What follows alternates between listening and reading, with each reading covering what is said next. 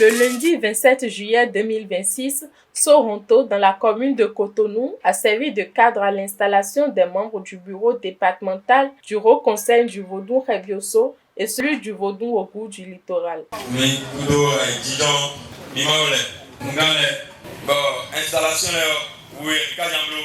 Suivez le président du comité d'organisation. Nous sommes en train d'installer le bureau qui va parler au nom du Vodou-Revioso de Ogou.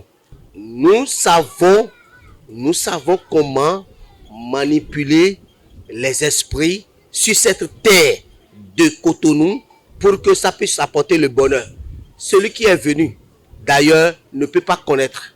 Parce que nous sommes les premiers occupants. Nous avons vécu ce que connaît cette terre et ce que cette terre a apporté à tout chacun de nous. Et le plus que nous avons apporté pour le bienfait des populations du département du littoral et de Cotonou. C'est pourquoi nous sommes ensemble pour le faire dans un esprit de paix et de convivialité. Plusieurs hauts dignitaires du culte vaudou, sages et notables, chefs couvents, ont répondu présents à cette cérémonie d'installation. Le haut dignitaire Marcelin Lokossou, secrétaire général du Haut Conseil du Vodou-Revioso du Mono, représentant le président national du Haut Conseil du Vodou-Revioso, se prononce. Depuis un certain temps, chaque divinité a un haut conseil. Chaque divinité a un bureau exécutif au niveau national jusqu'au niveau des villages en passant par les communes et les départements. Aujourd'hui, nous voilà ici sur le territoire du littoral. Et ce qui nous a réunis ici ce matin, c'est l'installation du bureau départemental du Haut Conseil du culte Vodou-Revioso du département du littoral. Quelques hauts dignitaires, en prenant parole, ont prodigué de sages conseils aux nouveaux membres des bureaux installés. Moi, je suis élu, ça fait 3 semaines, le 4 juillet passé.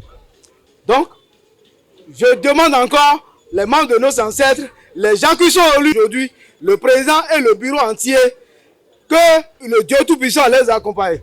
Le devoir, c'est le devoir de la communauté Saint-Otto-Plateau. Donc nous sommes dignes, nous sommes là pour ça, on est né pour ça. Donc on doit assumer la responsabilité jusqu'à l'éternité. Mise bureau département Saint-Otto-Plateau Djindjan Yekbe. Ba zode sobo soda lo menu mion. Nous mesenle ena henhami. Vodou sobo na henhami. Atayro na henhami. Bede na henhami. Akle na henhami. Vodou abuchongu na henhami. Bena kokola lo mi ton me gbede ya. Mi nyo bloko ma nyo bloko bodo cheje na no che. Hono koko dahu le ena doa cheji.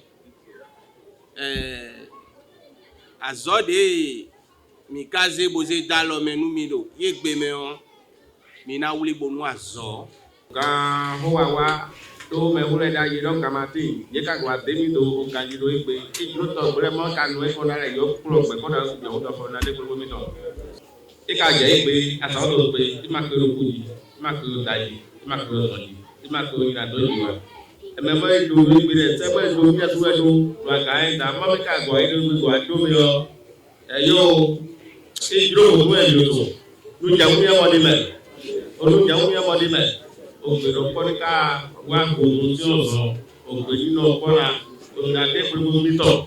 Prières, chants et danses des initiés après l'installation des membres du bureau. Bí ká kó máa hẹ́ẹ̀fì oṣù àtàgbélé sàpàtà àsùn wàrùn kẹrẹpẹ kútàn àsùn tó hùn máa dọ̀rùn bí yìí mẹ̀bí gbàgbàdà yìí lọ àtàgbélé hẹ́ẹ̀fì oṣù àtàgbélé. Wẹ́kẹ́ sọ̀rọ̀ bí ikú mìíràn mi nùgbò mẹ́wọ́lẹ̀ máa mọ̀ nù ní ìkọ̀tọ̀ pọ̀n wá yẹ ká sẹ́hùn lọ.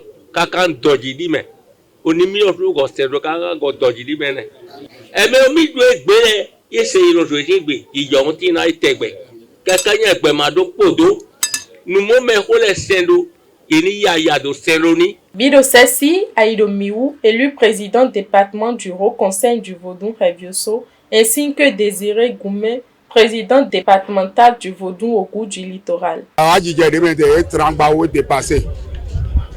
Bondo ndo tano bodo wada epo do dai vodou me ejimi le do me vodou era ze president de to mi ma mone dai tano ka wa dimbo hen wa bo wada e wa gona mi do ndo e azɔ de mina wa yi lɔ ŋutome lɛ de mi bɛ di mina kpɔn ŋutome do kpolokpo na eka to vodun ɔsɛ do mɛnu eka de kɔn na eka no ba yi lɔ do nenu dzira vodun mina kpɔn fi de gble lɛ mina dzira do. o kan gbɛtɔ mo jo tɔ do kan mawe no se kan bon eya so wa to nya wɛ n fɛ mɛ eka do mi lɛ dɔn maaw tsɔ ne wa do bɔn do foot mɛ gbɛtɔ lɛ mi ba yi ina do blo de pe we nya wɛ o ti wa ko yan wa ko na yɛrɛ dɔ ra mi nɔ kpɔ o dzira do. gbɛ wa de n do mo na yin sɛ do pàtàkì vodun lɛ o ndɔndo ye tan ndɔndo ye fɛ parce que egbe nenji mlo kpokpo mi tɔlɛ do yi wa bon mɛsukpɔdzo yi wa tɔlɛ do bon wa supporter mi do egbe bose mi do zinkpodzi dagbe na tina yi o alimɛ suba fa kan o si o fɛ to mi ya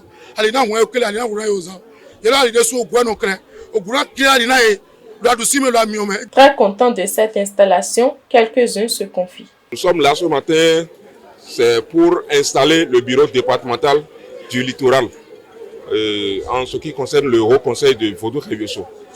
Donc voilà, c'est l'événement qui nous a réunis ici ce matin, précisément à 7 heures. C'est un événement qui s'est bien déroulé. Mon impression est ardente et je suis vraiment ému par tout ce qui s'est passé et ça nous permet, ça donne l'envie de continuer dans la divinité. Et ensemble, avec ceux qui sont avec nous, nous allons œuvrer pour que tout puisse aller dans le bon sens. Yeah!